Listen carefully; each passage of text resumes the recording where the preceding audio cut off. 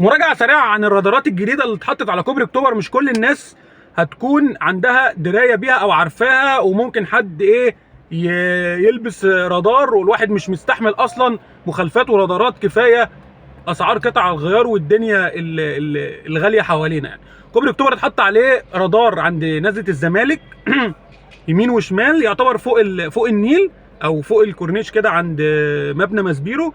السرعه بتاعته 60 يمين وشمال لو انت في الاتجاه الرايح الدقي، او لو انت جاي من الدقي رايح على مدينه نصر. الاثنين قصاد بعض، السرعه بتاعتهم 60 سرعه وحزام. اتحط برضو اتنين قصاد بعض عند نزله السبتيه، يعني بعد نزله رمسيس على طول، يمين وشمال برضو في الاتجاهين. سرعه 60 برضو في رادارين بس دول قدام، واحد في عند نزله حدائق القبه قبل ما تحصل نزله صلاح سالم، ده واحد بس على اليمين بس بيجيب اللي رايح واللي جاي. يعني لو انت رايح على اتجاه مدينه نصر يصورك بوش، لو انت في الاتجاه الثاني اللي هو نازل على دق المهندسين وشبرا يصورك من الظهر. ما تقولش ده واحد بس بيصور اتجاه واحد، ده بيصور الاتجاهين. وبرده في واحد ثاني اخوه فوق وزاره الماليه في مدينه، يعني اتجاه مدينه نصر، وانت رايح على نزله مدينه نصر بتاعت طريق النصر بعد نزله صلاح سالم، برضو بيصور الاتجاهين. هو موجود واحد بس بيصور اللي رايح واللي جاي، سرعه وحزام. فانت تخلي بالك كويس قوي منه.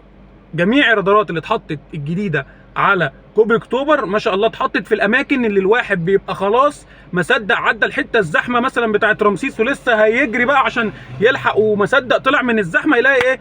الرادار في وشه في الحته السالكه، الحته اللي هي الواسعه اللي في كوبري اكتوبر هم حاطين فيها رادارات. برضو الناحيه الثانيه فوق الكورنيش في الحته الواسعه اللي بعد ما انت تعدي الزحمه كلها يعني تبدا تفوق بقى وعايز تجري عشان تلحق شغلك ولا مشوارك، ولا ما صدقت الطريق فتح قدامك تلاقي الرادار في وشك. فهم اذكياء وحاطين الرادارات في الاماكن اللي في كوبري اكتوبر الواسعه اللي هي فيها جري. الحتت اللي في كوبري اكتوبر اللي هي على طول واقفه هم مش حاطين فيها رادار، لان كده كده عارفين انت هتبقى ماشي فيها تاتا تاتا، العربيه يا دوبك هيبقى العجل بيلف، ده لو لف اصلا من الوقف. فهم حاطينه في الاماكن اللي الناس بتجري فيها. ربنا يخليهم لينا يعني.